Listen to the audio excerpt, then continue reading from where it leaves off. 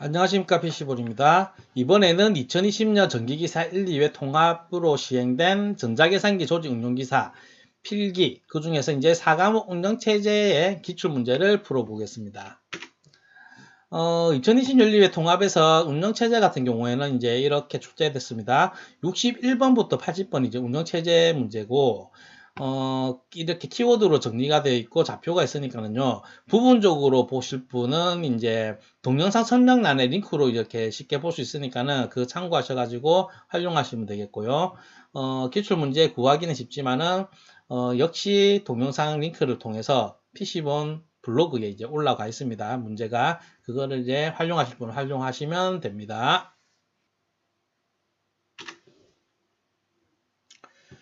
먼저 61번입니다.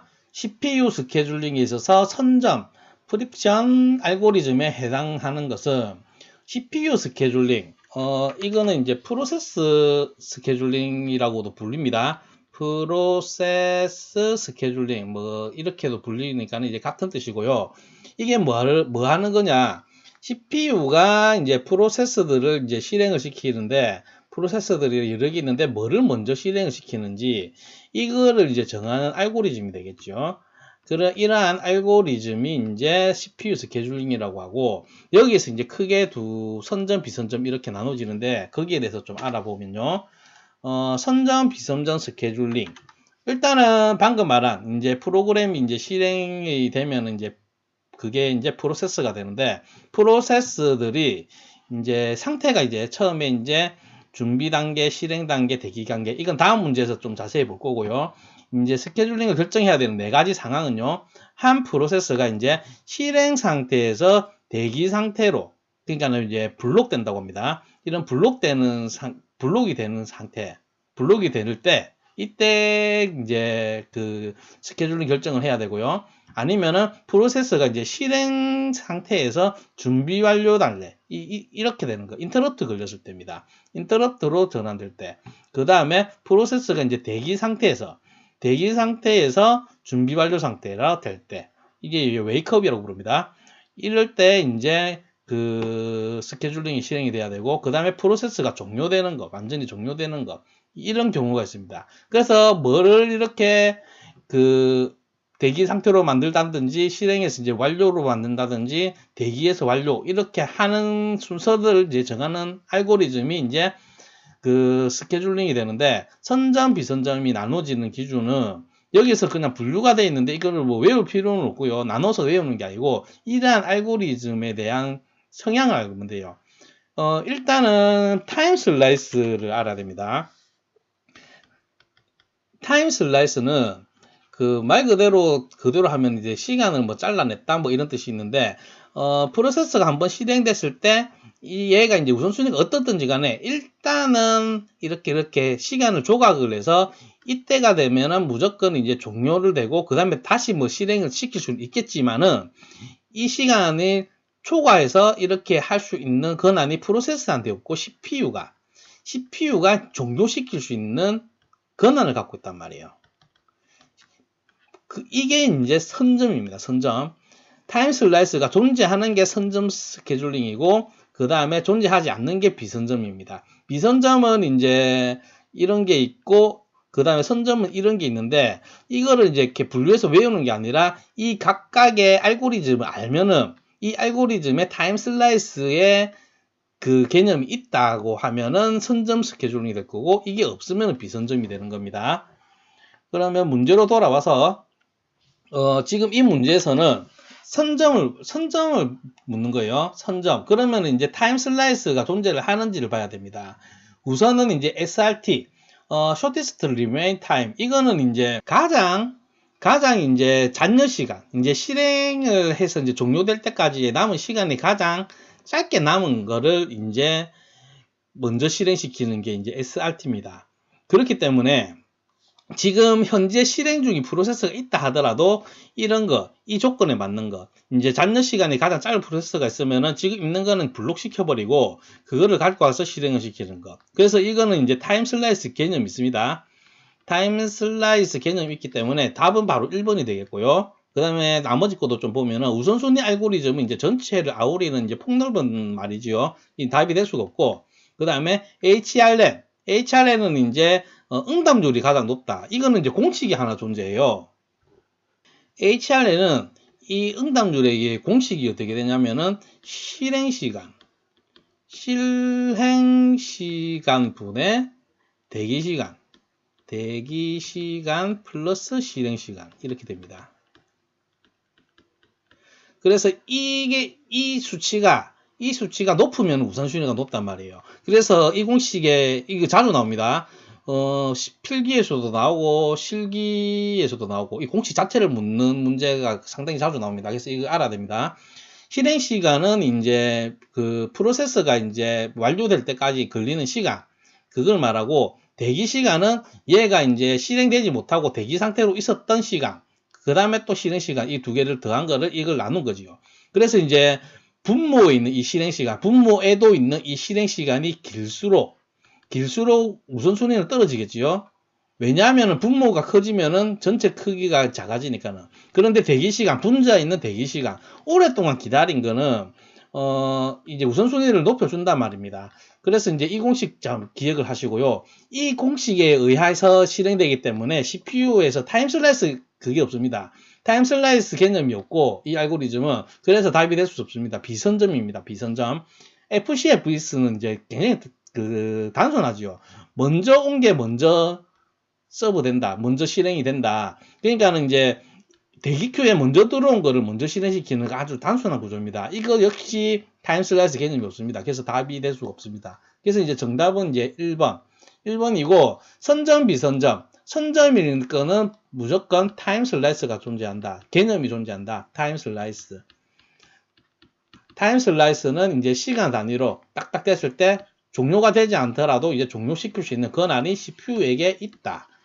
이게 이제 선점 알고리즘입니다. 이거를 기억하시고요. 이 개별적으로 어차피 다 알아야 됩니다. 문제로도 출제되니까는. 그래서 이제 각각의 그 스케줄링, CPU 스케줄링 알고리즘은 공부를 하시기 바랍니다. 이번에는 62번입니다. 프로세스 상태의 종료로 틀린 것은 방금 봤던 61번에서 살짝 봤는데요. 자세히 다시 보면요. 프로세스 이제 상태 변화되는 거를 이렇게 그림으로 나타낸 건데, 먼저 이제 새로운 프로세스가 이렇게 등장하게 되면은 이제 승인이 되면은 이제 준비 상태가 되고요. 여기서 이런 타원, 이 타원이 프로세스 상태 종류입니다.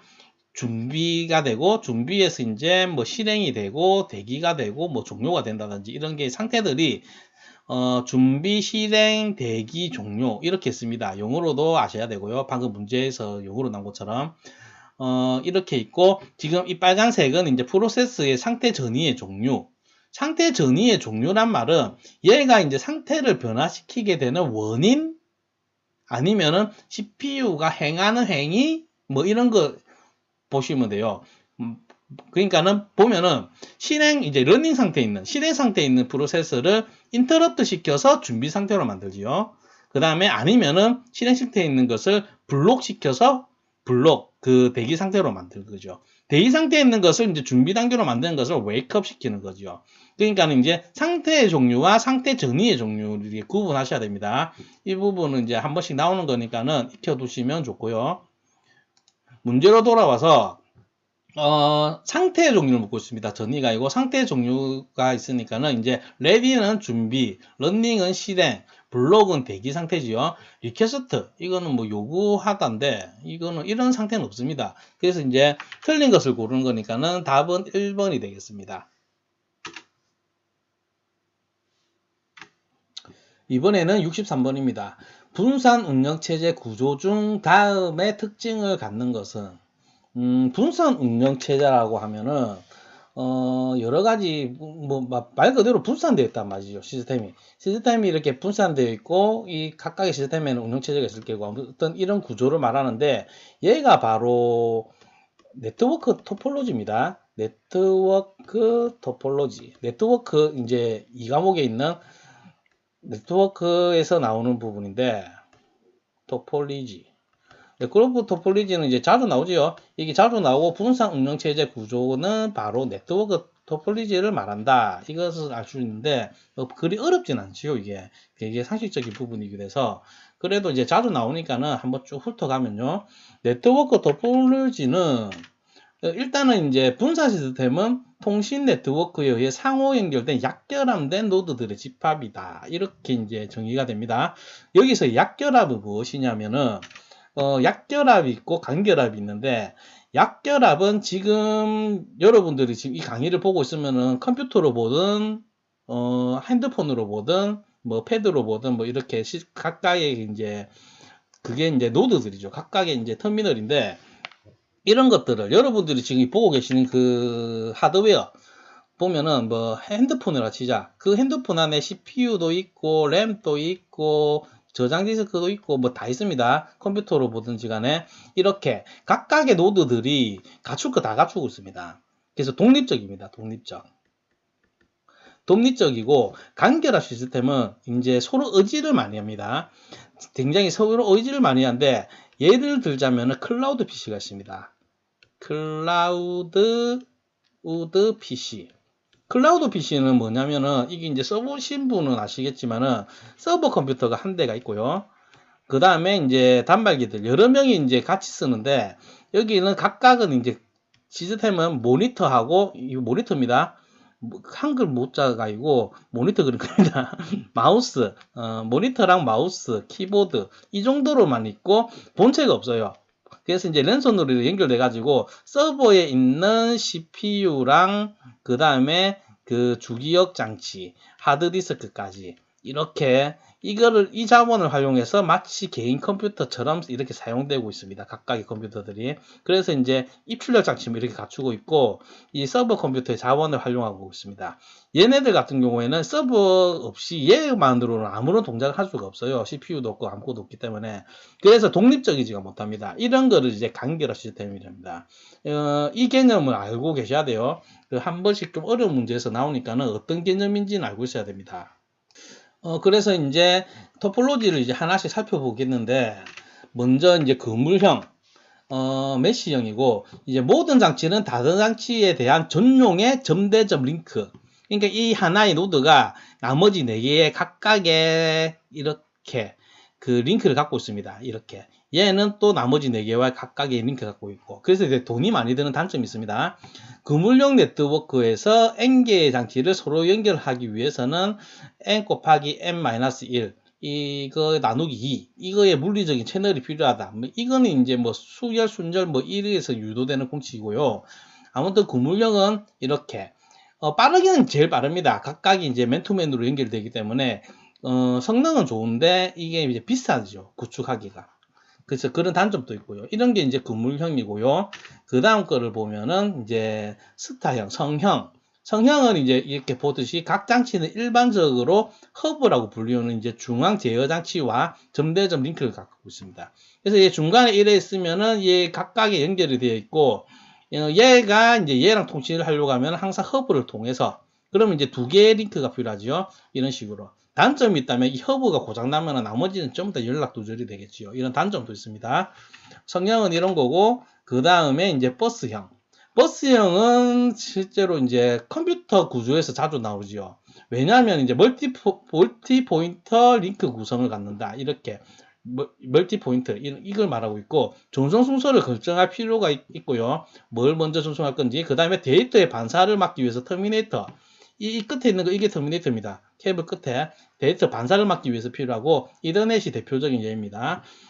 이 부분은 이제 버스는 한마디로 라인을 같이 쓴단 말입니다. 한 개의 라인을 이제 여러 가지 노드들이 같이 쓰고 있고요. 그래서 이제 컴퓨터 구조에서 뭐 시스템 버스라든지 이런 게 버스가 자주 등장하는 이유는 각각의 부품들이 통신하기 위해서 각각의 링크, 각각의 결선을 하려고 하면은 너무 시스템이 복잡해지고 그 다음에 가격 상승의 요인이 되기도 하기 때문에 이런 버스 구조를 이용해 가지고 이제 통신을 하게 되는 겁니다. 예, 버스형은 이렇게 지켜봤고, 그 다음 이제 링형이 있습니다. 링형은 이제 버스형하고 비슷한데 이렇게 링형이죠. 말 그대로 링 모양이죠. 각 장치는 단지 자신의 양쪽에 있는 장치와 전용으로 점대점 회선 구성. 그러니까 얘는 옆에 있는 거 얘랑 보면 점대점이다. 이런 말이고, 신호는 이제 한 방향으로만 따라 움직입니다. 그래서 뭐 시계 방향이든 반시계 방향이든.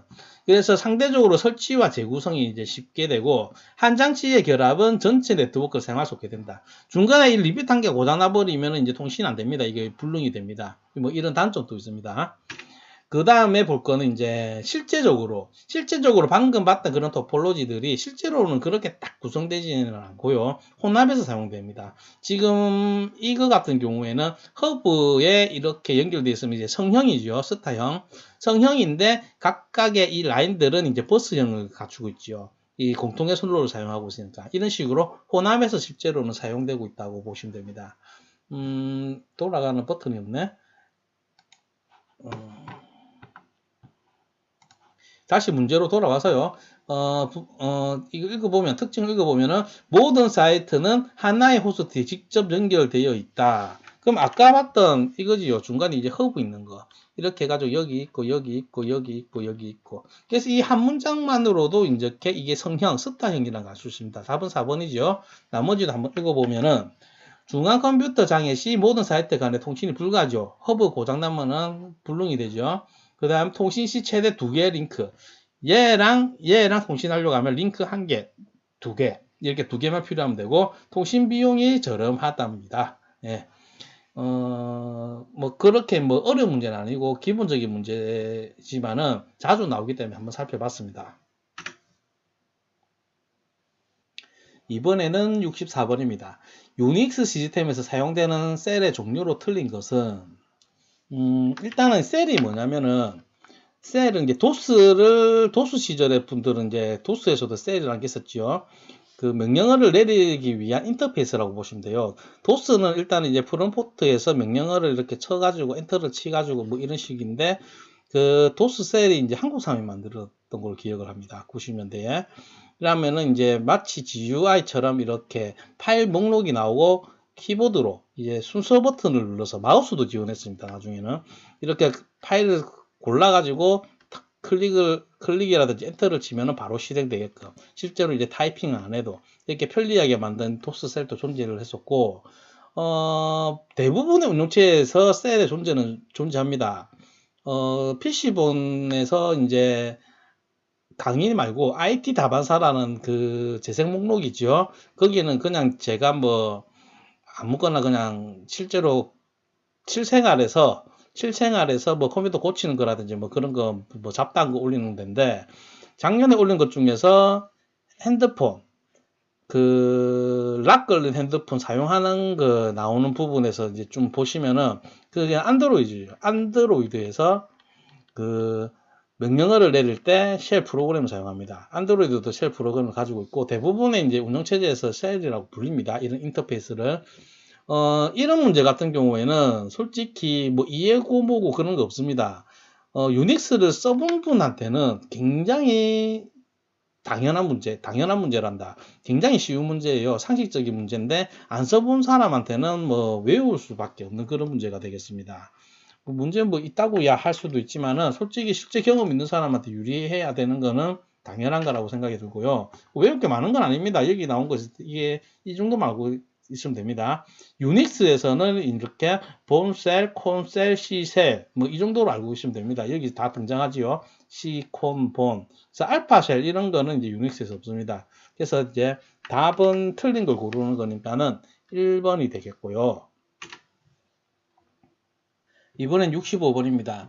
운영체제에 속하지 않는 것은 이것도 뭐 딱히 설명할 건 없고 그냥 던져주는 문제지요. 윈도우즈 10, 리눅스, OS2. OS2는 그 IBM에서 만든 운영체제입니다. 뭐 다 아시는 거고 그 다음에 레디온 7 이런 거는 뭐 없지요. 이런 운영체제는 들어본 적이 없습니다. 그래서 답은 4번이 되겠고요.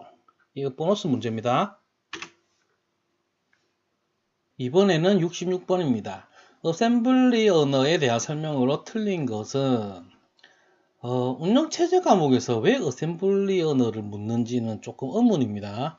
잘못 출제된 건가?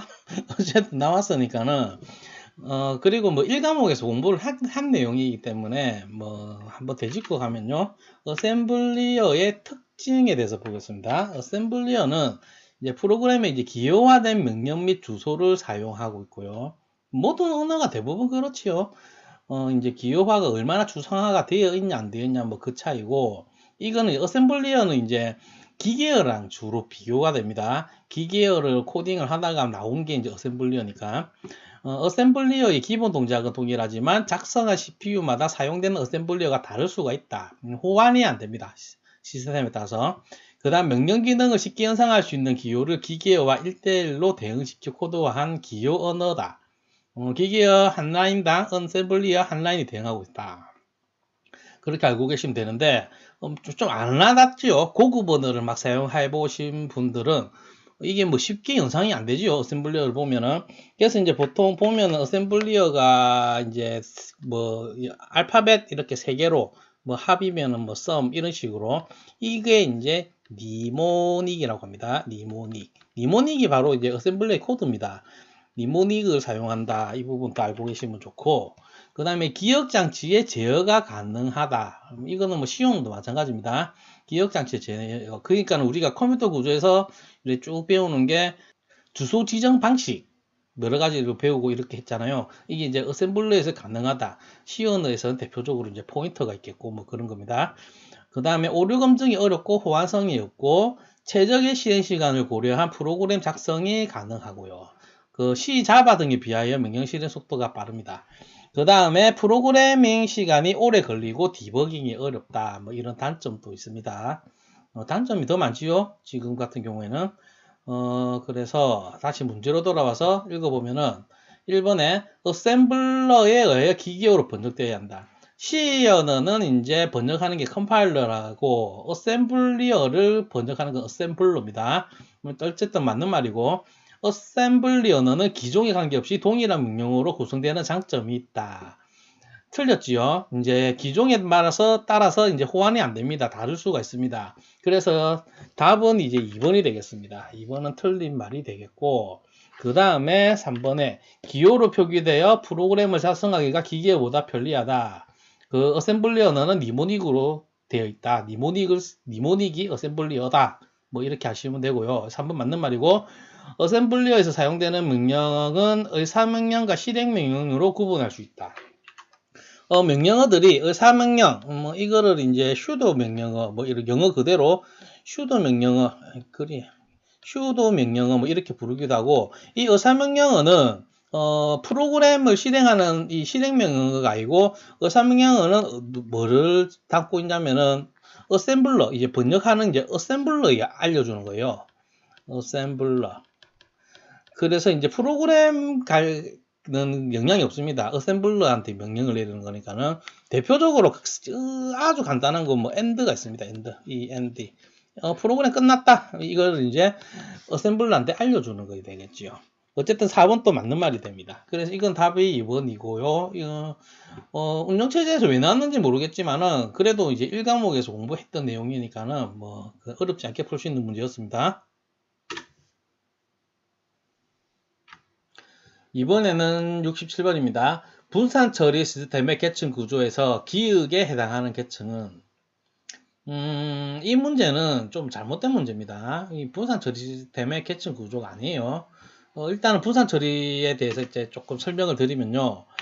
분산 운영 체제의 기본 해가지고 이제 분산 시스템은 메모리나 클럭을 공유하지 않는 프로세서의 모음이고요. 분산 시스템은 통신 네트워크에 의해 상호 연결된 약결합된 노드들의 집합입니다. 아까 전에 약결합하고 간결합하고 설명드렸습니다. 약결합이니까는 메모리 클럭을 공유하지 않고 독립적으로 다 가지고 있죠. 각 노드들이. 그래서 이제 조직 운영 기사에서는 이게 이제 분산 처리 시스템의 계층 구조로 출제가 되었지만은 사실 이거는 정확하게 말씀을 드리면은 얘는 분산 처리 시스템이 아니고, 이게 아니고 운영 체제의 계층 구조입니다. 그냥 운영 체제. 물론 운영 체제가 이제 보통 요즘 운영 체제는 그 분산 처리가 기본이니까는 뭐 옛날처럼 일괄 처리나 이런 것도 아니니까는 뭐 틀렸다고 볼 수는 없지만은 실제로는 그냥 운영체제 계층 구조를 말해요. 그래서 그 운영체제 계층 구조에는 이제 사용자 프로그램 계층, 파일 시스템 계층, 프로세서 계층, 기억 장치 계층, 하드웨어 계층 이렇게 계층별로 나눠졌습니다. 이런 그대로입니다.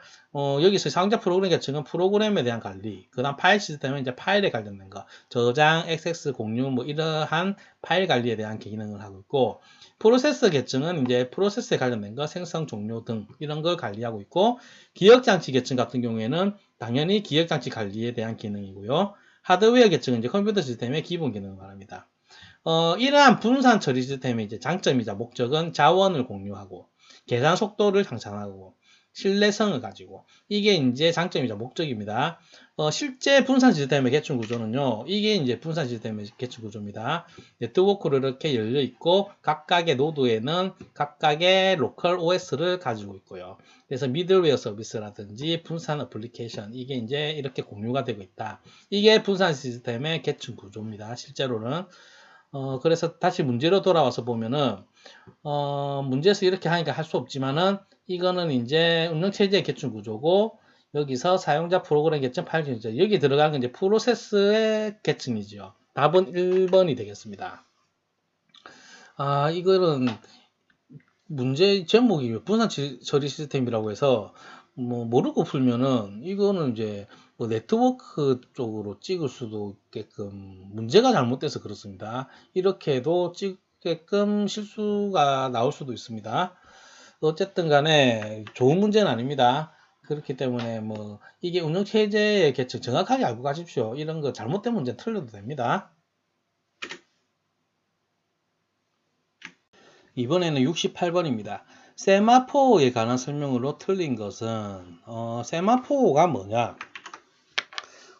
세마포는요, 일단 세마포를 알기 전에 병행 프로세서에서, 병행 시스템에서, 자원을 공유하다 보면 생겨나는 문제가 이제 임계구역입니다. 임계구역 문제는 간단하게 얘기를 하면요, 임계구역은 이제 메모리가 이렇게 있으면요, 이게 이제 특정한 영역이 있습니다. 메모리. 이게 프로세스가 이제 A라는 프로세스와 B라는 프로세스가 있다.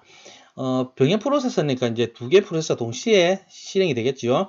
얘도 지금 여기에 있는 메모리 접근을 하려고 하고, 얘도 접근을 하려고 한다. 이럴 때 생겨나는 문제점을 해결하기 위한 게 이제 임계구역 문제 해결 방안을 위한 알고리즘이 몇 개가 있습니다. 그 중에 하나가 이제 세마포인데, 그 부분에 대해서 알아야 될 거 몇 가지만 알아보겠습니다.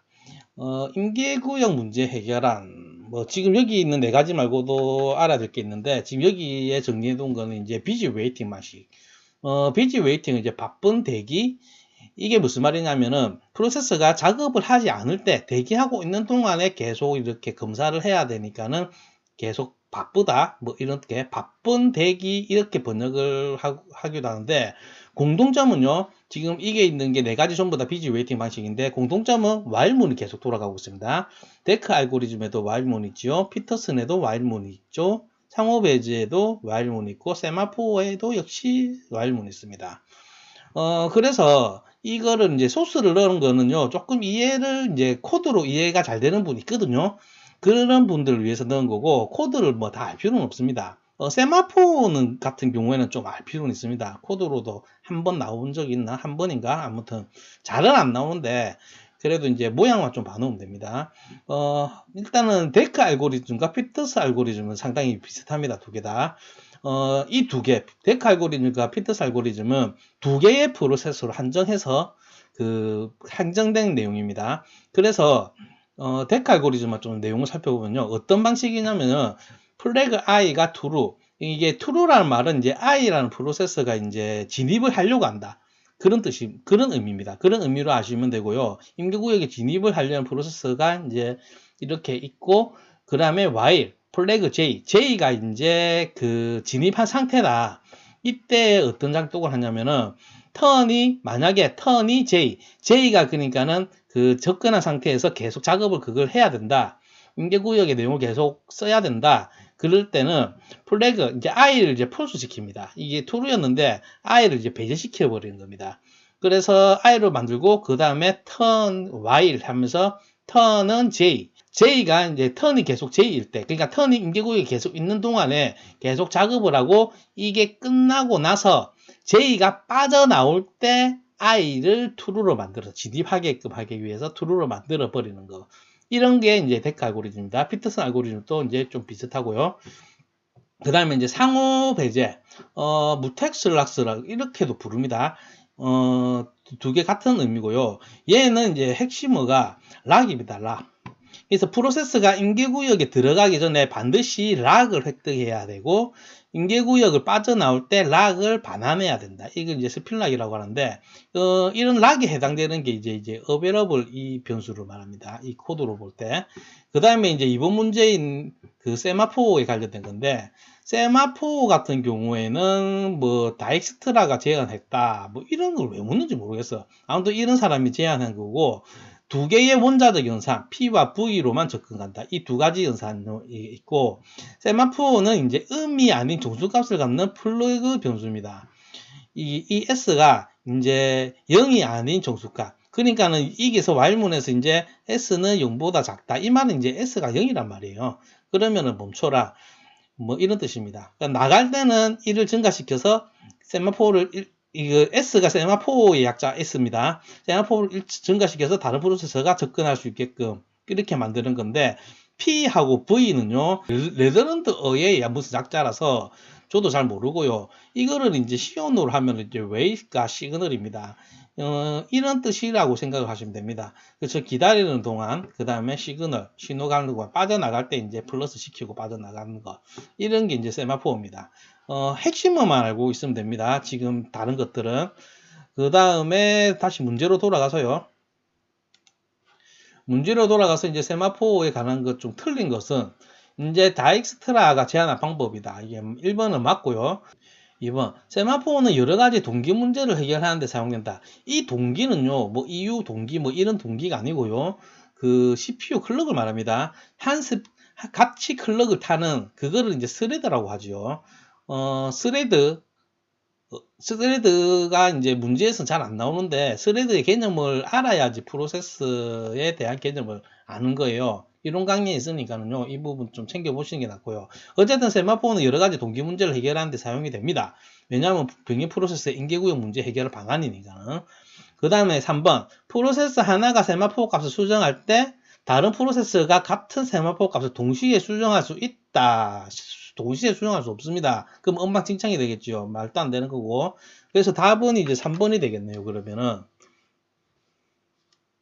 답은 3번이 되고, 그 다음 4번, 세마포는 의미 아닌 정수값을 갖는 플래그 변수이다. 이것도 맞는 말입니다. 세마포는 조금 웃자다가 좀 자주 나오는 편입니다. 그래서 이제 지금 이 문제의 내용 정도로는 알고 계셔야 됩니다. 더 깊게 하면은 이게 그 다익스트라가 이제 무슨 수학자거든요. 원래 이 좀 내용이 자세히 들어가면 어렵습니다. 어쨌든 이 정도 특징만 알고 정리를 해 놓으시기 바랍니다. 이번에는 69번입니다. 공개키 암호화 기법에 대한 설명으로 옳지 않는 것은 해서 이제 암호화 기법에 대해서 나옵니다. 암호화 기법은 조직 응용 기사하고는 조금 방향성이 많이 다르지요. 하지만 이제 운영 체제에서 보안은 중요한 부분이기도 합니다. 그리고 정보 보안 기사는 운영 체제의 비중이 진짜 큽니다. 운영 체제 굉장히 중요합니다.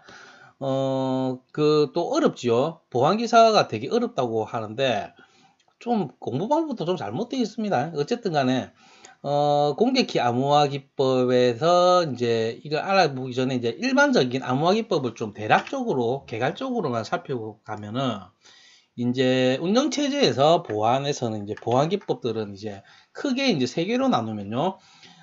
먼저 내부 보안이 있고요. 그 다음에 어센티케이션, 인증이죠. 인증이 있고, 그 다음에 크립토그래피는 이제 암호화기고요. 먼저 내부 보안은요, 하드웨어나 운영체제에 내장된 보안 기능을 이용해서 프로그램의 신뢰성 있는 운영과 데이터의 무결성을 기하는 기법. 말은 긴데, 일단 하드웨어나 운영체제에 내장된 기능으로 이제 보안을 실현하는 겁니다. 그 다음에 인증하는 거는 합법적인 사용자에게 유형 또는 무형의 자원을 사용하도록 허용할 것인지를 확인하는 제반 행위로서 패스워드, 인증용 카드, 지문 검사 등을 이용한다. 뭐 홍채 인식도 있겠지요. 아무튼 이런 거. 인증은 뭐 대충 어떤 거다. 우리들 이제 일상에서 많이 사용하고 있는 부분이니까는 이런 게 이제 인증이 되겠고, 그 다음에 암호화 기법 같은 경우에는 이제 암호화의 가장 기초적인 부분. 암호화의 시작은 그 해밍 코드입니다. 그 해밍 함수. 해밍 함수가 2과목에서 살짝 배우는데, 해밍 함수 간단하게 얘기를 하면은, 함수가 요렇게 있으면 여기 키 값을 넣어주면 이 키 값을 이용해서 이게 연산을 해서 이제 데이터에 이제 접근할 수 있는 주소값을 산출해내는 게 이제 이 함수가 이제 해밍 함수가 되겠지요. 이게 이제 암호화의 가장 기초인 해밍 함수고요. 여기서 이제 이 키에 관련해 가지고 이제 대칭 키와 공기 키가 있습니다. 대칭 키는 단순합니다. 암호화 복호화 할 때 사용하는 키가 동일할 경우 한 개의 키를 사용하고 있습니다. 발신자, 수신자가 이제 같은 키를 사용하고 있습니다. 그래서 종류에는 이런 것들이 있습니다. 이거는 이제 노란색 부분이 운용기사에서 이제 자주 나오는 것들이니까는 외우시든지, 이가 좀 많이 들어간다 하면 대칭 키다, 뭐 이렇게 기억하셔도 됩니다. 어쨌든지 간에 공개 키는요, 대칭 키와는 다르게 공개 키를 간략하게 그 원리를 얘기를 하면은, 일단은 키가 두 개가 존재합니다. 키가 두 개가 존재하는데, 하나는 비밀 키라고 하고요. 비밀 키이고, 하나는 공개 키입니다. 자, 비밀 키는 내가 가지고 있고, 그 상대방한테 주는 게 이제 공개 키입니다. 그 상대방은요, 파일을 전송할 때 이제 암호화를 시켜야 되겠잖아요. 암호화를 시킬 때 이 공개 키를 이용해서 암호화를 합니다. 암호화를 하고 나서 이제 받을 때 이거를 이제 그 암호화된 것을 이제 풀어서 봐야 되잖아요. 복호화를 시켜야 되니까는 그때 사용되는 게 이제 비밀키입니다. 그래서 이 공개 키에 맞는 비밀키가 있어야지 제대로 그 복호화가 됩니다. 그래서 안전한 키 분배가 필요한 것은 당연한 소리고요. 이 종류로는 RSA, DSA 등 뭐 이런 게 있습니다. 암호화할 때 사용하는 키와 복호할 때 사용하는 키. 그러니까 이제 이게 방금 말한 이제 공개 키와 비밀 키를 말하고 있는 것입니다. 대략적으로 뭐 이 정도로 알고 계시고요. 문제를 한번 보면요. 설명으로 옳지 않는 것이니까는 한번 한 개씩 읽어봅니다. 공개 키를 묻고 있습니다. 공개 키 암호화 알고리즘으로는 SED 3DS, 이거 이게 트리플 DS라고 있습니다, 보통. 그 다음에 AES 등이 있다. E가 들어가는 거는 대칭키라고 했죠. 공개키가 아니라. 그래서 틀린 걸 찾는 거니까 이제 답은 1번이 되겠네요. 1번이 답이 되고, 그 다음에 2번을 보면은 공개키 암호화 시스템에서는 안전한 키 분배가 필요하다. 당연한 소리고요. 2번 맞고, 공개키 암호화 시스템은 긴 평면을 암호화하는 경우에는 적합하지 않다. 키가 두 개나 있고 하기 때문에 그 평문을 암호화 시키는데 평문이 너무 길어지면은 좋을 건 없습니다. 그 키가 너무 거대해지고 그렇기 때문에. 그래서 3번도 맞는 말이 됩니다. 그 공개키 암호화 기법의 이제 특징입니다. 평문을 암호화하는 공개키와 복호화 이용되는 비밀키를 달리하는 비대칭키이다. 공개키 암호화 기법을 이제 비대칭키 암호화 기법이라고 합니다. 다른 이름입니다. 공개키 암호화 기법에. 그래서 이제 4번 또 맞는 게 되고, 그래서 답은 1번이 됩니다. 이번엔 70번입니다.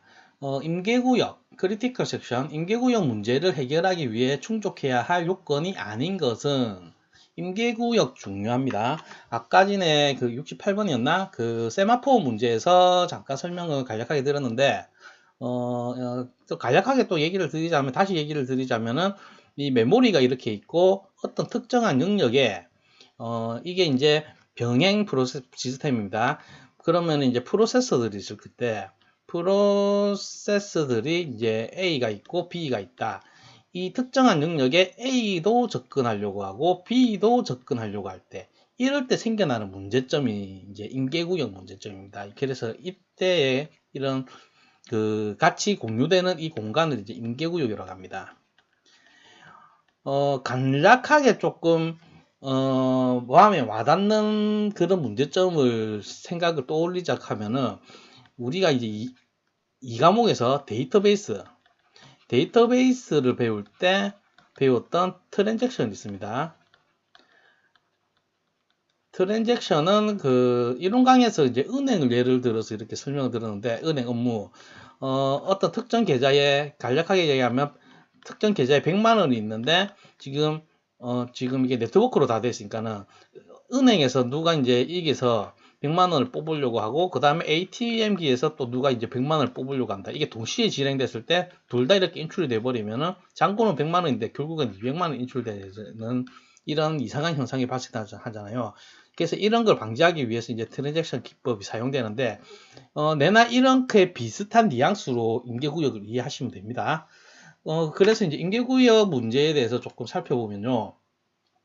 이런 문제점을 해결하기 위해서 세 가지 요구 조건이 있습니다. 이 세 가지는 굉장히 중요합니다. 자주 나오고, 먼저 상호배제, mutual exclusion. 상호배제는 한 프로세서가 자기의 임계구역에서 실행이 된다면 다른 프로세서들은 그 임계구역에서 실행될 수 없다. 결국에는 이제 점유와 그 메모리를 점유하고 있는 프로세서는 하나밖에 안 돼야 된다는 말입니다. 그게 이제 상호배제고, 그 다음에 진행은요. 임계구역에서 실행되는 프로세서가 없고 그 임계구역으로 진입하는 프로세서들이 있다면 다른 구역에서 실행 중이지 않는 프로세서들만 다음에 누가 그 임계구역으로 진입할 수 있는지 결정하는 데 참여할 수 있으며, 이 선택은 무한정 연기될 수 없다. 말이 좀 길지요? 간단합니다. 이제 이 임계구역에 접근하려고 하는 A, B, C, D 뭐 이렇게 프로세서들이 많은데요. 여기 나 접근하고 싶어요 하고 요청을 한 상태입니다. 그러면은 이 상태에서 근데 이 C는요, 지금 이 네 개 프로세서가 하려는데 말고 또 다른 능력에도 신청을 해 놓은 상태예요. 신청을 해놓고 또 아니면 실행이 되다든지, 그러면 얘는 이제 그 다음에 얘 진입할 놈을 고를 때 얘는 탈락시킨다. 그게 이제 이 부분을 말하고요. 다음에 누가 할 때, 선택할 때 이게 제외된다. 그게 이 부분이 되겠고, 그리고 이 선택을 하는 과정에서는 이제 무한정 연기될 수는 없다. 바로 이제 일정 시간 내에 정해져야 된다. 뭐 이런 겁니다. 그래서 무조건 진행이 돼야 된다. 말 그대로, 진행 그대로. 그런 의미고요. 그 다음에 3번의 한정된 대기는요, 임계구역에 진입 요청한 후에 다른 프로세서들이 진입하는 허용 횟수는 제한되어야 된다. 이게 무슨 말이냐면은 진입 요청한 후에서 요청하는 겁니다. 요청한 후에 이제 여러 가지 다른 프로세서들도 이제 진입을 이제 하게 될 텐데, 내보다 먼저 요청했다든지 아니면은 우선순위 알고리즘 있겠지요. 이렇게 돼야 되는데, 이 내 앞에 무한정으로 다른 프로세서들이 계속 진입하면은 나는 무한으로 대기하게 되잖아요. 특정한 거를. 그래서 이런 거는 제한돼야 된다. 그런 의미입니다. 그래서 한정된 대기, 무한으로 대기하면 안 된다. 이런 게 이제 방금 봤던 상호배제, 진행, 한정된 대기, 이 세 가지를 좀 잘 아셔야 되고요. 결국에는 임계구역 문제 해결하는 결국에는 이제 동기화 구현비법입니다. 이게 같은 의미입니다. 같은 의미. 다시 문제로 돌아와서 그런 문제를 보면요. 문제는 간단합니다. 충족해야 할 요건이 아닌 것은이니까는 방금 봤던 상호배제, 그 다음에 방금은 한정된 대기였는데 또 한계 대기 이렇게 번역하기도 합니다. 바운디드 웨이팅. 그 다음에 진행, 이 세 가지가 되겠고, 그러면 답은 2번이 되겠죠. 답 2번 교착 상태는 데드락 같은 경우에는 조금 다른 구역의 문제입니다. 교착 상태 문제가 있으려나 어쨌든 간단하게 얘기 들으면은, 교착 상태는요, 방금 임계구역 문제는 프로세서들이 어떤 메모리에 접근하는 것, 이를 점유를 하는 부분에 관련된 문제고, 교착 상태는요, CPU가 이제 이 프로세서들을 막 처리를 해야 되잖아요. 그러면 뭘 먼저 처리를 할 건지, 이게 이제 프로세스 이제 스케줄링 기법으로 이렇게 되는데, 우선순위에 따라서 이제 뭘 먼저 시키고 뭐 이런 상황인데, 실제로 실행되는 건 전혀 없고, 프로세스 중에 실행 단계에 있는 건 전혀 없고, 전부 다 대기 상태에 있는 경우, 결국엔 실행된 게 없다는 말입니다. 좀 더 대기만 하고 있고, 이런 현상을 이제 교착 상태로 합니다. 그래서 이거는 임계구역 문제하고는 조금 다른 영역의 문제입니다. 이번에는 71번입니다. 사용자 수준에서 지원되는 스레드가 커널에서 지원되는 스레드에 비해 가지는 장점은 이거 같은 경우에 이제 커널 같은 경우에는요. 커널 자체가 이제 뭐 운영체제라고 부르도 상관이 없을 정도로 커널은 이제 운영체제의 핵심입니다. 이 개념에 대해서 조금 살펴보면요. 우선 이제 사용자 모드, 커널 모드 뭐 이 두 가지가 비교를 해서 보면은 일단 커널은요. 운영체제의 핵심이 되는 프로그램으로서 시스템의 모든 것을 완전히 통제하는 역할을 합니다. 커널은. 그래서 이제 사용자 및 응용 프로그램은 시스템 코어를 통해서 이제 커널에 접근을 할 수가 있습니다. 커널에 이제 접근하는 게 굉장히 까다롭습니다. 이거에 이제 도식화된 걸로 보면은 지금 컴퓨터에 이제 메모리에 이제 커널 영역이 있고 이제 사용자 프로세서가 존재하는 영역이 있습니다.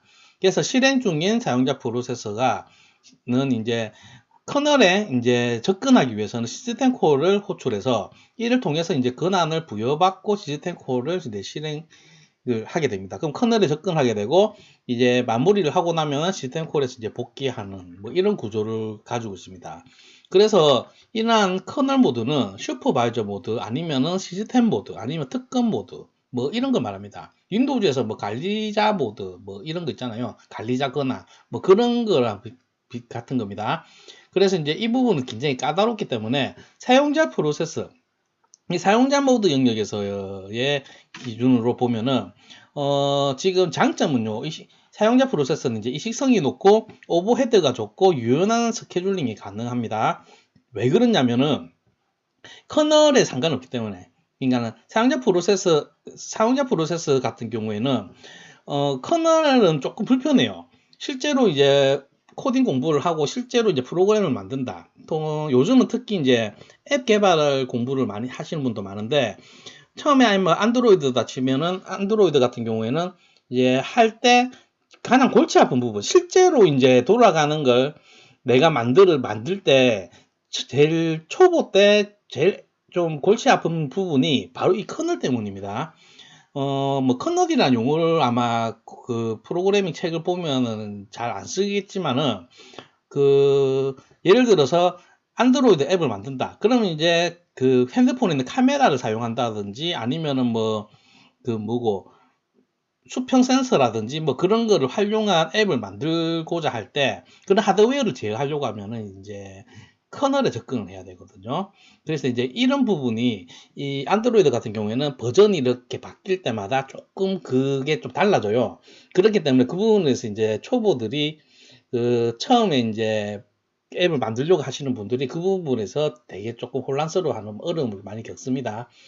어쨌든지 간에 그렇기 때문에 이제 그냥 커널 진입 없이 그냥 이제 사용자 수준의 스레드에서는 이 식성이 높고 오버헤드가 적고 오버헤드가 적은 이유는 커널로 가고 오고 하는 과정에서 권한 없고 이렇게 하는 부분에 오버헤드를 많이 먹습니다. 그 다음에 유연한 스케줄링이 가능합니다. 여기서는 사용자 프로세서 이 수준의 스레드에서는요. 그리고 이제 단점은요. 시스템의 동시성을 지원하지 않고 확장의 제약이 많이 따르고 커널로 마음대로 못 가니까. 그 다음에 스레드 간 서로 이제 보호가 불가능합니다. 커널은 굉장히 보호적이에요. 중요한 부분이기 때문에. 어쨌든 지금 이렇게 알고 계시고 문제로 돌아와서요. 사용자 수준에서 지원되는 스레드가 커널에서 지원되는 스레드에 비해서 가지는 장점을 묻고 있습니다. 하나씩 읽어보면은 스레드 간의 전이 시 커널이 개입하지 않으므로 수행이 빠르다. 맞습니다. 사용자 수준에서는 이제 커널이 개입이 없습니다. 그래서 이제 답은 바로 1번이 되겠고요.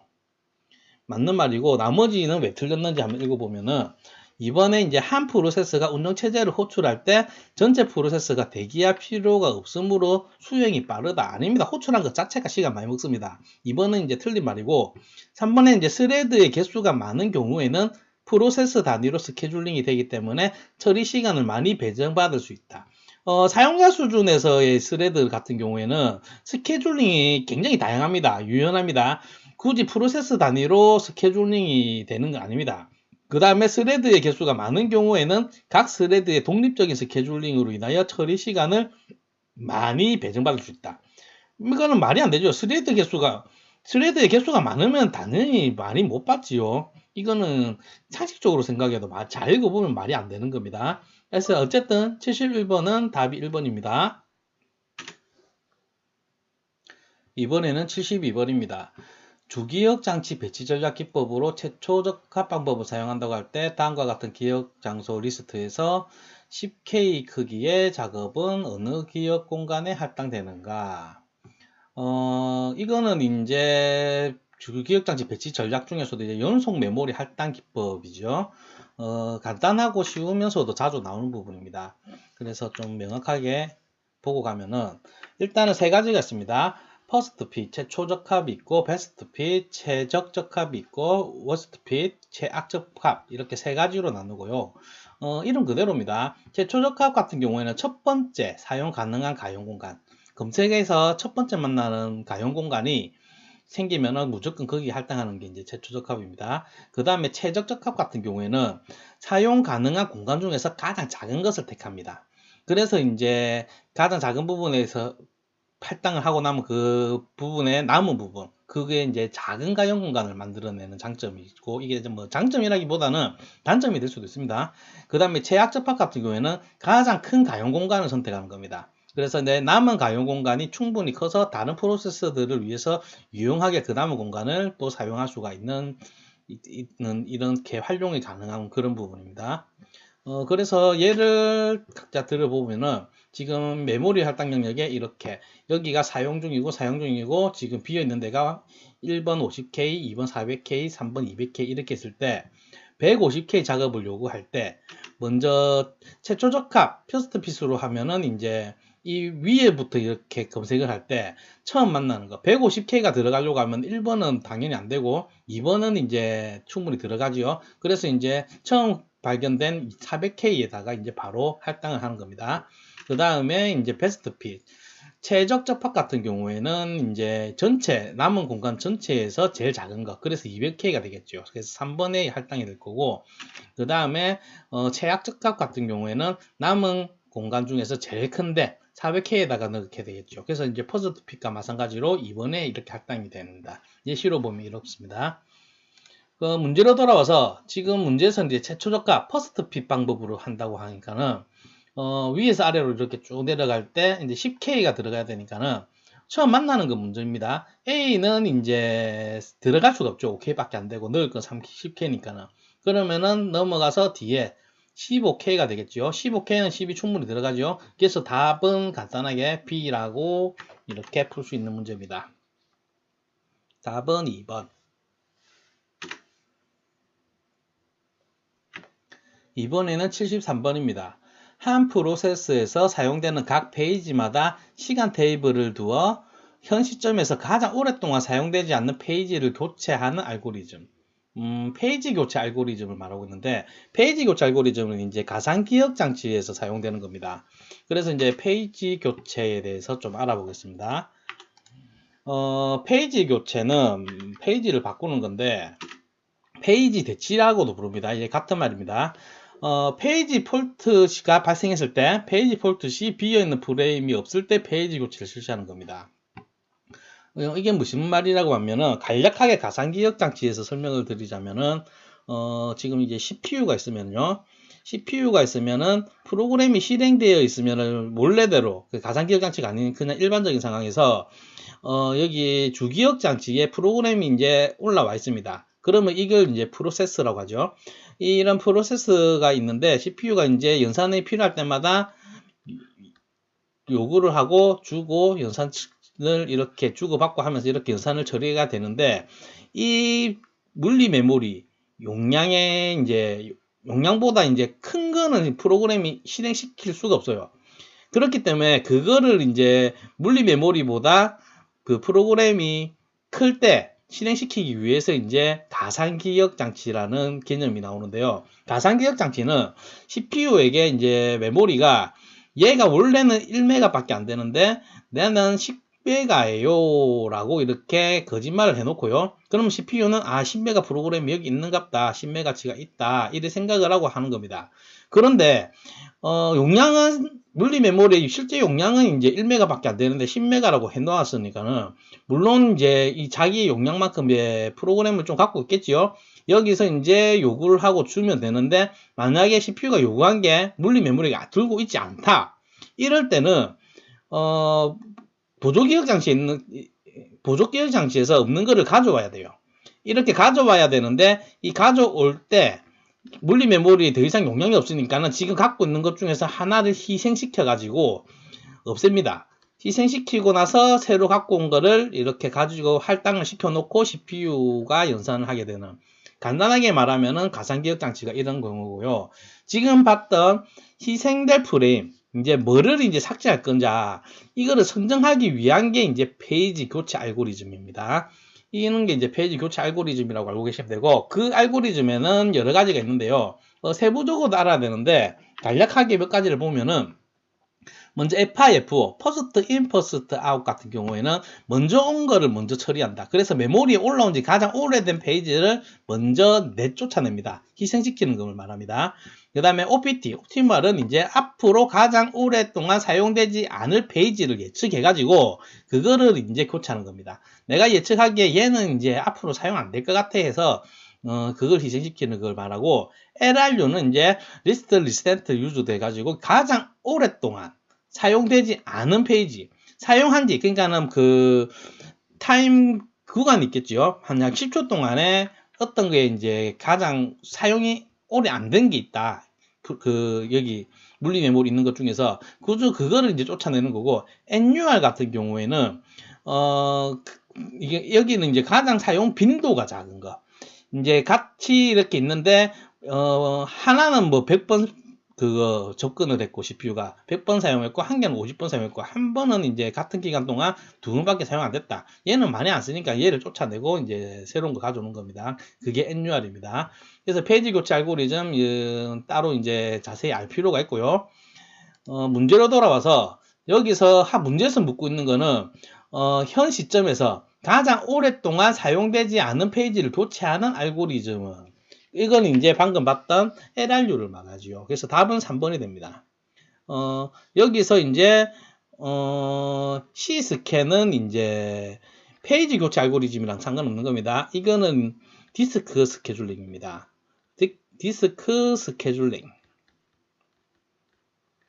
줄링 기법 중에 하나고, SJF 같은 경우에는 쇼티스트 잡 퍼스트 해가지고 이제 이것도 이제 페이지 교체 알고리즘이랑 상관없는, 이거는 이제 프로세스 그 CPU 스케줄링입니다. CPU 스케줄링. FIFO는 방금 봤던 그 가장 오래된 거, 먼저 들어온 거를 이제 먼저 쫓아낸다. 그런 거고요. 그래서 운영체제는요, 지금 봤듯이 지금 페이지 교체 알고리즘이라든지 디스크 스케줄링, CPU 스케줄링 이런 게 이제 여러 개가 있기 때문에 이게 이제 어떤 스케줄링이라는 걸 명확하게 구분하셔야 됩니다. 그거 잘 구분 못하는 사람이 대다수입니다, 실제로. 이번에는 74번입니다. 운영체제의 성능평가 기준에서 일정 시간 내에 시스템이 처리하는 일의 양을 나타낸 것은, 간단한 문제인데요. 간단하게 운영체제 성능평가 기준에 대해서 좀 살펴보면요. 일단은 운영체제는 지금 이렇게 컴퓨터 시스템의 4가지 구성 요소를 이렇게 표현을 하자면은, 먼저 이제 사용자가 있을 테고, 그 다음에 어플리케이션, 응용 프로그램, 그 다음에 운영체제, 컴퓨터 하드웨어, 뭐 이렇게 이제 4가지 구성 요소의 구성도가 이렇습니다.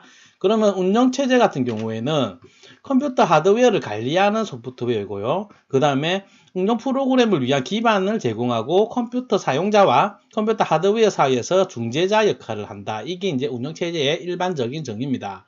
이러한 운영체제가 이제 운영체제의 목적이자 목적이 이제 성능평가 요인이 됩니다. 4가지가 있는데 자주 나오는 거니까는 익혀놔야 됩니다. 먼저 첫 번째로 이제 처리 능력, 이제 스루풋 향상. 처리 능력이 높으셔도 좋은 거겠죠, 당연히. 이거는 이제 어떤 일정한 단위 시간 내에 처리할 수 있는 일의 양을 말하고요. 반환 시간, 이제 턴어라운드 타임을 이제 최소화, 응답이 이제 빨리 돼야 된다, 이 말이죠. 하나의 작업을 시작한 시간에서부터 결과를 얻을 때까지 걸리는 시간, 이게 이제 반환 시간이고요. 그 다음에 사용 가능도, availability고, 이거는 이제 컴퓨터 시스템 내 한정된 각종 자원을 여러 사용자가 요구할 때 어느 정도 신속하고 충분히 지원해 줄 수 있는지 정도가 이제 사용 가능도가 되겠고, 그 다음에는 뭐 신뢰도, reliability 향상. 이거는 이제 당연하죠. 시스템이 주어진 문제를 얼마나 정확하게 해결할 수 있는지를 나타내는 겁니다. 그래서 이제 기본적인 거니까는 꼭 알고 계셔야 되고, 여기서는 이제 일정 시간 내에 시스템 처리하는 일의 양이니까는 이제 수루풋, 답은 이제 3번이 되겠습니다. 간단한 문제집니다. 자주 나옵니다, 이거. 이번에는 75번입니다. 프로세스의 정의로 틀린 것은, 프로세스, 계속 지금 문제 풀면서 프로세스 계속 나왔는데요. 의외로 이런 거를 프로세스가 뭔지 물어보면은 말을 잘 못합니다. 실제로. 간단한 거지만은요. 그래서 이제 좀 정확하게 보고 가면은, 프로세스는 이제 실행 중인 프로그램을 말하고요. 현대 컴퓨터 시스템에서의 작업도 아닙니다. 그래서 프로세스, 요즘 다 프로세스라고 쓰고 있지만은 일괄 처리 시스템 때는 잡이라고 불렀고요. 시분화 시스템에서는 이제 태스크라고 불렀습니다. 일괄 처리 시스템은 너무 옛날 얘기고, 시분화 시스템 같은 경우에는 태스크라고 부를 때는 이제 윈도우 XP 때만 해도 태스크라고 불렀어요. 그게 2002년도 그쯤 되나? 어쨌든 이게 정확하게 명확하게 따지고 들면은 살짝 의미가 다른데요. 그냥 같은 의미로 쓰셔도 됩니다. 그래서 간단하게 얘기하면은, 이 한문적으로 말고 간단하게 얘기하면은, 보조 기억 장치, 그러니까 하드디스크에 저장되어 있는 프로그램 있죠. 하드디스크에 있는 프로그램이 실행이 되면은, 주기억 장치 상주가 되면은, 얘를 프로세스라고 명칭이 바뀝니다. 그래서 실행 중이다라는 걸 기억을 하시고 되고, 실행 중일 때의 상태, 준비 단계, 실행 단계, 뭐 대기 단계 종료되고, 아까 전에 몇 번 봤던 겁니다. 프로세스 상태 다이어그램. 그래서 프로세스는 보조기억장치에 있는 프로그램이 창조돼서 실행이 되고, 그 다음에 CPU에 할당될 때 이러한 상태 변이를 가진다. 이렇게 알고 계시면 되고, 다시 문제로 돌아와서 프로세스의 정의로 틀린 것은 한 개씩 보겠습니다. PCB를 가진 프로그램. PCB는 이제 그겁니다. 프로세스 C는 컨트롤, B는 블록. 이거는 이제 프로세스가 있으면은 여기에 블록이 이제 PCB 블록을 가집니다. 얘는 이제 말 그대로 프로세스를 제어하는 블록에 여러 가지 정보를 담고 있어요. 그리고 이제 나중에 파일 관련돼 가지고, 파일 관련해서는 이제 파일에는 여기에 FCB가 있습니다. 이거는 파일 컨트롤 블록입니다. 이게 흡사합니다. 이게 보조 기억 장치에서는 이렇게 되겠지요. 어쨌든 간에 1번은 이제 맞고요. 맞는 말이 되고, 그 다음에 2번, 동기적 행위를 일으키는 주체. 여기서 동기적 행위란 말은 CPU의 클럭을 말합니다. CPU의 클럭을 말하고 있고, CPU의 클럭의 단위로 이렇게 정의하는 것을 바로 스레드라고 합니다. 스레드. 그래서 하나의 스레드에는 여러 가지 프로세서가 있을 수가 있고, 뭐 한 개일 수도 있고 그렇습니다. 이거는 이제 한번 그 CPU 클럭이 발생했을 때, 한번 뚱 했을 때 실행되는 프로세서들 이제 있는데, 이 단위를 이제 스레드라고 합니다. 스레드를 간략하게 얘기하면 좋습니다. 어쨌든 이거는 이제 스레드를 설명하는 거니까, 프로세서가 아니고 스레드를 설명하는 거니까는 틀린 거는 이제 답이 2번이 되겠고요. 3번 또 한번 읽어보면은, 프로세서가 할당되는 실체. 프로세서는 이제 CPU를 말하죠. CPU가 이제 처리해야 되는 그 작업을 말하는 거니까 이게 맞는 말이고요. 활동적인 프로시저랑 프로세스랑 비슷한 말입니다. 그래서 4번 또 맞는 말이고요. 답은 2번입니다. 간단하지만은 그래도 운영체제 이제 전반적인 이해를 위해서 프로세서의 정의를 이 문제에서 나온 거 말고도 좀 전반적으로 아실 필요가 있습니다. 이번에는 76번입니다. 파일 디스크립터에 대한 설명으로 틀린 것은, 파일 디스크립터는 이제 유닉스에서 사용되는 용어인데요. 일단 관련돼 가지고 내용을 좀 살펴보면은, 먼저 FCB, 아까 전에 이제 PCB 설명하면서 잠깐 설명을 드렸는데, FCB는 이제 파일 제어 블럭이고, 전형적으로 FCB는 어떤 내용을 담고 있냐면은 이제 파일의 권한, 그 다음에 파일 날짜, 뭐 생성, 접근, 쓰기, 뭐 이런 날짜를 가지고 있고, 그 다음에 파일 소유자, 그룹, 그 다음에 ACL. ACL은 이제 액세스 컨트롤 리스트입니다. 그 우리말로 하면은 접근 제어 목록이죠. 우리말로 접근 제어 목록, 접근 제어 목록이 되겠고, 그 다음에 갖고 있는 정보가 파일 크기, 아니 그 다음에 파일 데이터 블록 또는 파일 데이터 블록을 가지는 포인터를 가지고 있는데요. 이걸 이제 도식화된 자료로 보면은 이게 이제 주기억 장치고, 이제 F12가 있는 이 보조기억 장치, 뭐 하드디스크 같은 데입니다. 이 파일이 이렇게 있으면은 F12 이거는 이제 이것도 자주 나옵니다. 유닉스에서는 이걸 아이노드라고 부릅니다. 명칭이 아이노드입니다. F12가 이제 파일을 읽어드리면 주기억 장치에 가는데, 이게 여기에 커널 메모리 이렇게 상주가 됩니다. 여기서 기억하실 것은 사용자 공간이 아니라 이제 커널입니다. 그래서 F12에 직접 액세스하는 거는 사용자가 아니라 운영체제가 됩니다. 그래서 여기에 있는 정보가 이런 게 있으니까는 이제 파일에 직접적으로 접근할 수 있는 정보를 이렇게 던져주는 겁니다. 이렇게 작동을 하고요. 여기서 이제, 이름, F12는 이제 유닉스에서는 지금 문제에서처럼 파일 디스크립터라고 부르고, 윈도우즈에서는 파일 핸들이라고 부릅니다. 이게 운영체제마다 명칭이 좀 다릅니다. 그래서 이제, 조직 운영기사에서는 유닉스를 많이 묻고 있습니다.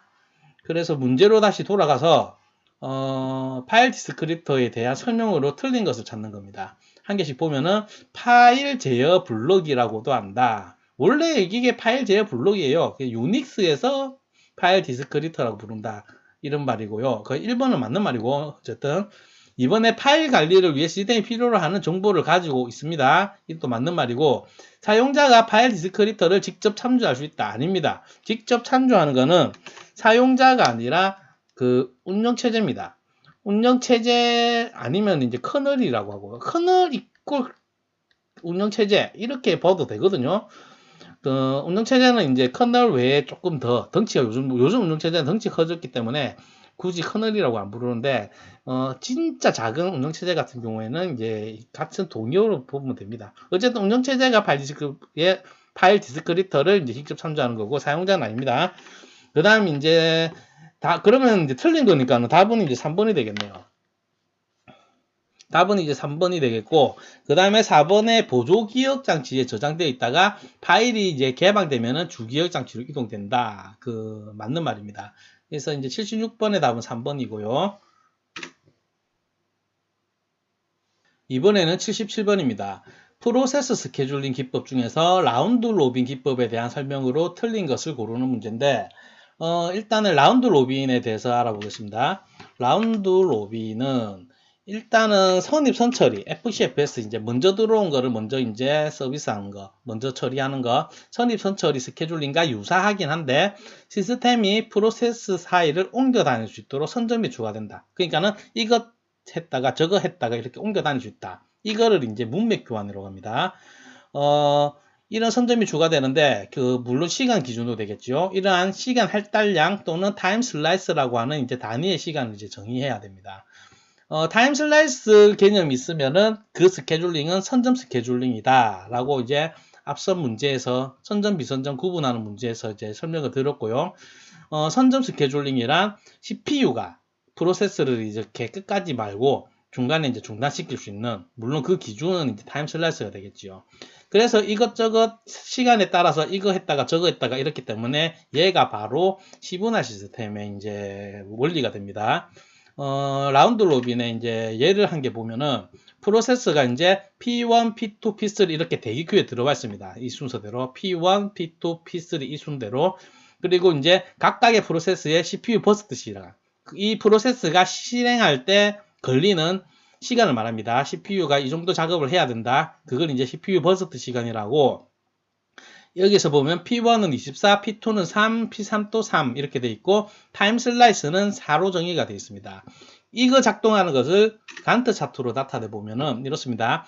P1이 처음에 실행이 되죠. 그렇게 돼서 이제 4초 동안 작업을 한 후에 시간 할당량이 꽉 찼지요. 그렇게 되면은 P1은 여기서 이제 24 중에 이제 20이 남게 됩니다. 이 4는 처리가 됐고, 그 다음에 그 다음 순서인 그러니까 종료를 안 시키고 대기 상태, 블럭을 시키고 나서 P2를 실행시키는데 얘는 시간 할당량보다 작지요. 그래서 이제 끝까지 실행이 되고, 이게 그러면 3이 되겠죠. 실행이 되고 나서 종료가 되고 P3도 또 시간 할당량보다 작지요.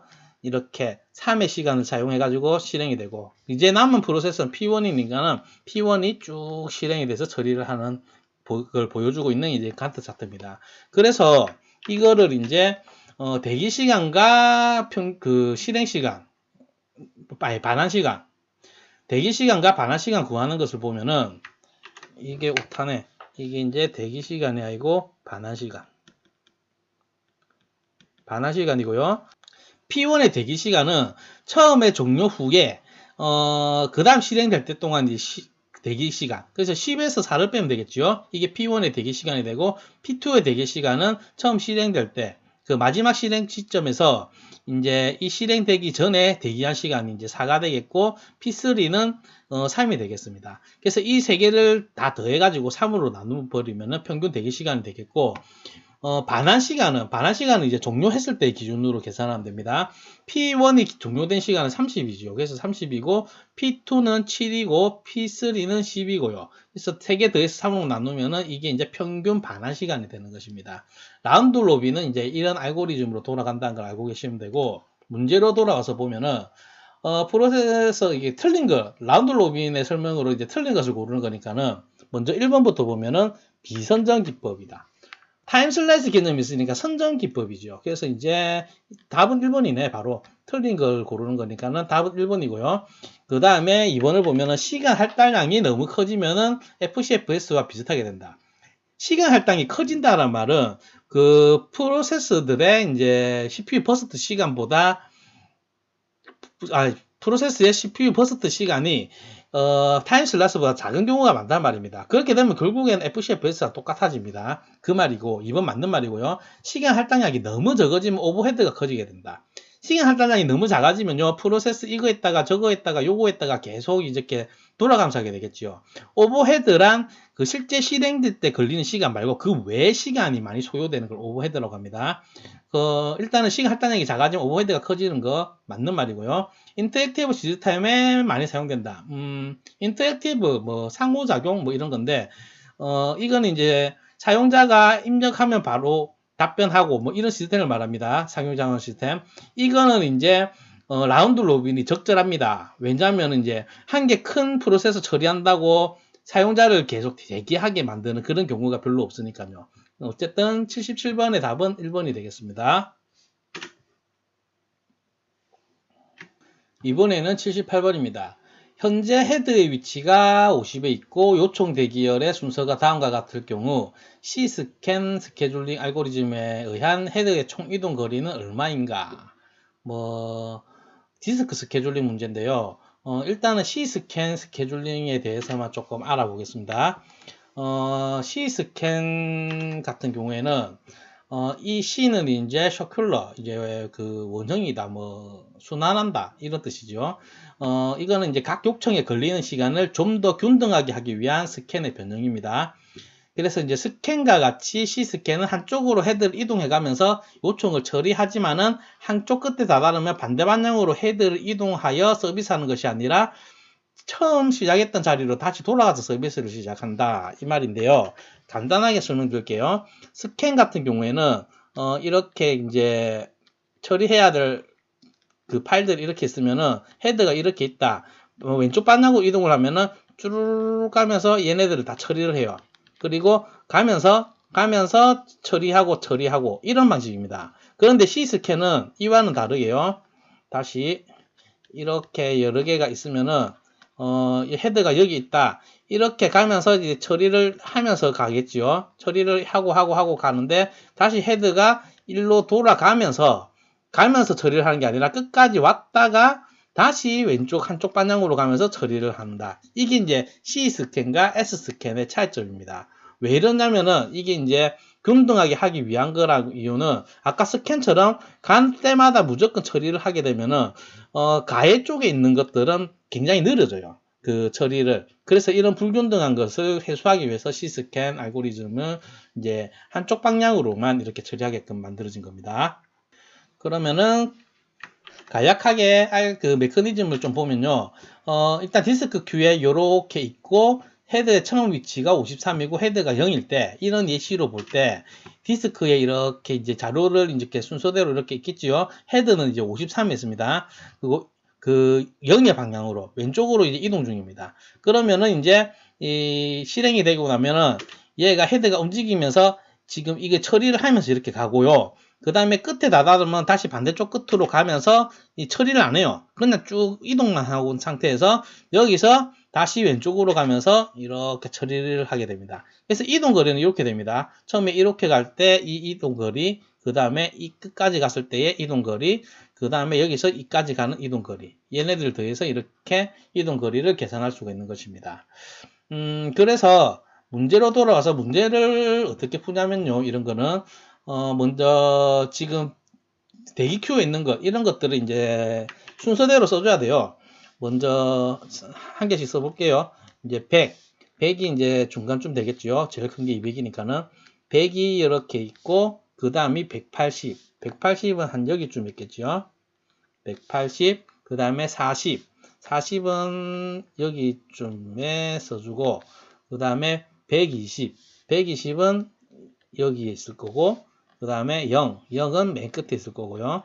그 다음에 130은 120 바로 옆에 있을 테고 그 다음에 70은 한 여기 그 다음에 80은 70 옆에 그 다음에 150은 여기쯤에 그 다음에 200 이렇게 씁니다.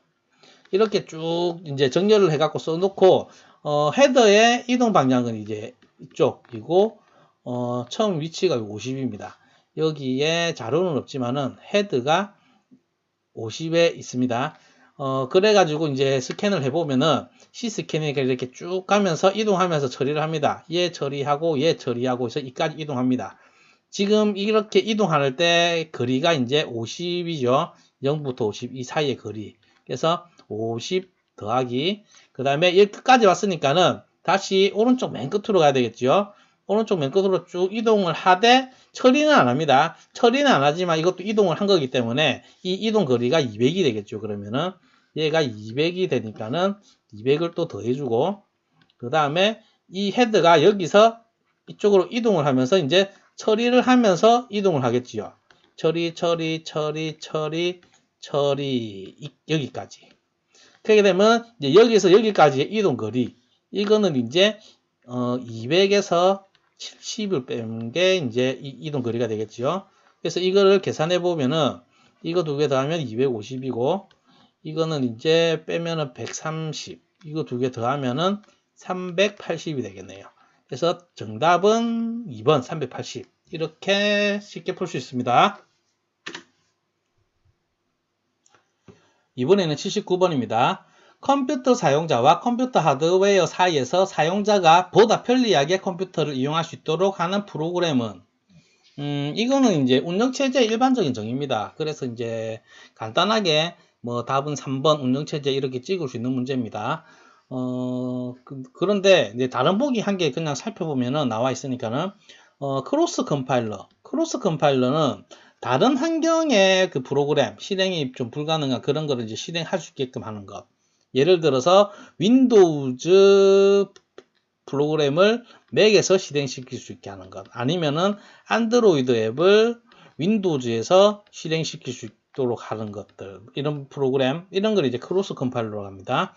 그 다음에 프리 프로세서는 전 처리기죠. 전 처리기를 말하고 그 다음에 매크로는 이제 같은 동작을 이제 반복해서 돌리는 그 같은 동작을 이제 반복해서 실행하는 그런 프로그램을 말합니다. 매크로도 이제 상황에 따라서 조금 의미가 좀 다양합니다. 어쨌든 79번은 이제 어렵지 않게 3번 운영체제라는 것을 알 수가 있습니다.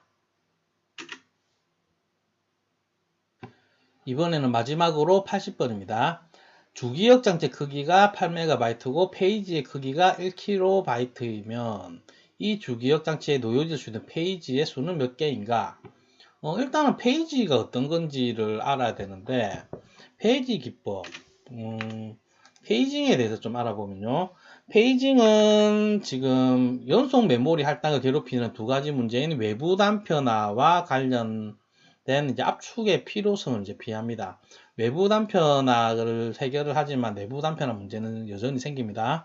어쨌든 간에 페이징에 대한 이해가 조금 어렵다 싶으면은, 실제로 쉬운 개념 아니에요. 그런데 이제 이거에 이제 이해가 좀 더 어려운 이유는 이게 부분적으로 공부를 하셔서 그래요. 이 앞쪽에 이제 연속 메모리라든지 이런 기본부터 이렇게 공부를 해 가시면서 앞에 거의 단점을 보완한 게 나오고 뭐 이런 식으로 해서 페이징 공부하고 그 다음에 이제 가상기억장치도 굉장히 어렵거든요. 이거 페이징을 익히고 나서 그 다음에 또 가상기억장치를 공부를 하셔야지 이제 이해가 좀 순조롭습니다. 이렇게 보통 특히 비전공자분들은 부분적으로 이제 공부를 하다 보니까는 이해가 좀 더 어려운 부분도 있습니다. 어쨌든 페이징 기법에 간단하게 얘기하면은 이제 페이지, 우리가 책 페이지처럼 한 페이지, 두 페이지처럼 이 메모리를 요 페이지 단위로 이렇게 나누는 거예요. 한 개, 두 개, 세 개 이렇게. 자, 그렇게 이렇게 나누는데 그 구조는 알아두면 좋습니다. CPU는 페이징 기법에서 이제 실제 메모리가 아니고 이제 논리 주소를 사용합니다. 이 논리 주소는 P, D 이렇게 두 가지로 나눠져 있는데 이 P 같은 경우에는 페이지 번호를 말하고요. D 같은 경우에는 페이지 오프셋이라고 부릅니다. 이거는 이제 실제 물리 주소의 뒷부분입니다. 뒷부분. 어쨌든 이 P의 이제 페이지 번호를 이용해서 페이지 테이블이라는 곳에서 이제 그 앞에 이 물리 주소의 앞부분을 찾아요. 이게 이제 페이지 테이블의 위치를 나타냅니다. 찾아서 이거랑 물리 주소랑 결합을 하면은 실제 물리 주소의 주소로 액세스를 할 수 있습니다. 그러니까 이 D는 이렇게 돼 있죠. 이게 이제 바뀌면 이 프레임에서 D만큼 이렇게 찾아가겠죠.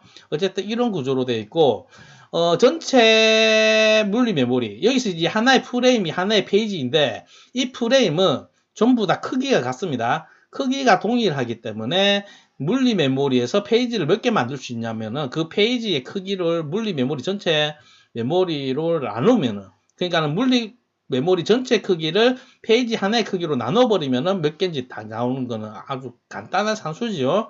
뭐, 페이지는 뭐 이렇게 알고 가시면 되고요.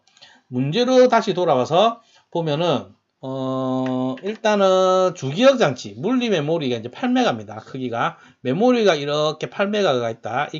이게 주기억 장치고, 이 크기가 이제 8메가입니다. 8메가인데 이거를 이제 페이지를 이렇게 나눈다. 이렇게 나누는데 이게 몇 개로 나눠지냐? 단 한 개 크기는 1KB.